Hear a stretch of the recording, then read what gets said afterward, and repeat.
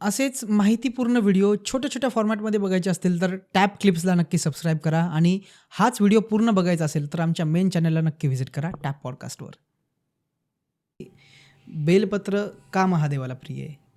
स्कंद पुराणातला मी तुम्हाला संदर्भ देतो, मी शोधला आहे. अर्पितान्यपि बिल्वाणी प्रक्षल्यापि पुनः पुनः शंकरा अर्पणयानी न नानी यदि क्वचित. स्कंद पुराणामध्ये सांगितलं आहे की तुम्ही बेलपत्र शिवाला धुवून जरी अर्पण केलं तरी देखील ते शंकराला प्रिय आहे. त्रिदलम त्रिगुणाकारम त्रिनेत्रम च त्रयायुधम त्रिजन्म पापसंहारम बिल्वपत्रम शिवार्पणम. तर जेव्हा तुम्ही सत्व, रज आणि तम या तिन्ही तत्वाच्या पलीकडे जेव्हा तुम्ही जाणार ते तत्वच म्हणजे शिव आहे. म्हणून ते त्रिदल बेलपत्र त्या भगवान शिवांना अर्पण करायचं आहे. का?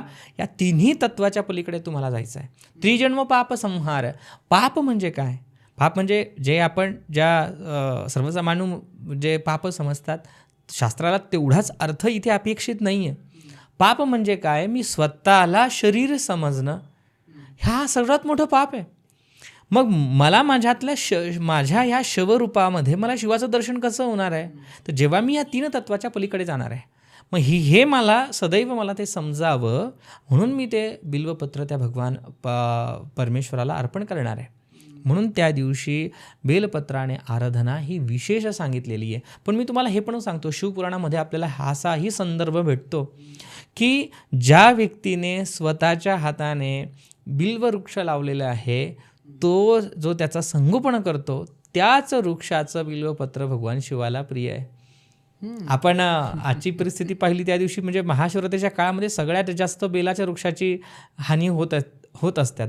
ठीक आहे, आज सगळीकडे सिमेंटचे जंगलं झाले, प्रत्येक माणसाला ते शक्य नाही. पण कमीत कमी तुम्ही त्या श्रद्धाभावाने करा. 5 किलो 10 किलो बेलपत्र आणण्यापेक्षा तुम्ही स्वतः एक बेलपत्र तरी वाहा किंवा तुम्ही साधना तशी पद्धतीने करू शकता. पण एक असा संकल्प पण करू शकतो ना की मी ह्या महाशिवरात्रीला एक बेलाचं वृक्ष जगवेल तरी, मी त्याचं संगोपन तरी करेल. बरोबर. आणि नंतर पुढच्या वर्षी मी तेच बेलपत्र भगवान शिवाला अर्पण करेल. तर 1000 बेलपत्र वाहण्यापेक्षा मला असं वाटतं त्या बिल्ववृक्षाचं जर कधी तुम्ही संगोपन केलं आणि बिल्ववृक्ष तर त्याच्या मुळामध्ये माता लक्ष्मीचं स्थान सांगितलेलं आहे, त्याच्या खोड्यामध्ये विष्णूचं स्थान सांगितलेलं आहे, ब्रह्माचं स्थान सांगितलेलं आहे, शिवाचं स्थान सांगितलेलं आहे. तर बिल्वाला पौराणिक तर महत्त्वाचं आहे, पण मी एक वेगळं आयुर्वेदामध्ये त्याचं विशेष महत्त्व सांगितलेलं आहे. त्याच्याशिवाय आहेच काय? एक गोष्ट भगवान शिवांना बघा, तुम्ही पाहिलं ना, धोत्र्याचं फूल सांगितलेलं आहे, बरोबर, धोत्र्याचं फळ सांगितलेलं आहे. आणि हे ज्या गोष्टी समाज दुर्लक्षित करतो ते सुद्धा शिवाने ग्रहण केलेलं आहे. म्हणजे याच्यापेक्षा परमेश्वर असू काय शकतो? ज्याचा त्याग करतो आहे त्याचा सुद्धा स्वीकार शिव करतो आहे. जो शव स्मशानामध्ये जातोय त्याचा सुद्धा स्वीकार शिवाने केला. यापेक्षा श्रेष्ठ दैवत असू काय शकतं हे सांगण्यासाठी. आणि तुम्ही नीट जर कधी बघितलं ना तर भगवान शिवांच्या डोक्यावरती गंगा आहे. भगवान शिवाच्या मस्तका ते गंगेचं निवास सांगितलं आहे. परत तिथे जलतत्व आलं. ठीक आहे, आता आयुर्वेदिक ग्रंथाचं जर कधी अध्ययन केलं तुम्ही तर धोत्रा किंवा बेल हे जे फळं हे सगळे शरीरातलं जलतत्व बॅलन्स करण्यासाठी त्याचा यूज केला जातो. आणि उष्णतासुद्धा बॅलन्स करण्यासाठी यूज केलं जातं. तर मला हेच सांगायचं आहे की ह्या सगळ्या गोष्टी आपल्या शरीराला गरजेच्या आहेत. आपल्या त्या काळावेळेला त्याची सध्या त्याची गरज आहे.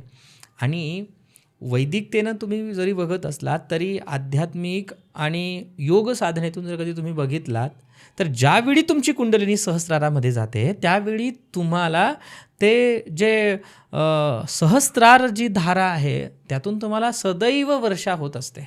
हे दाखवण्यासाठी सुद्धा त्यांच्या डोक्यामस्तकावरती गंगा धारण करताना दाखवलेलं आहे.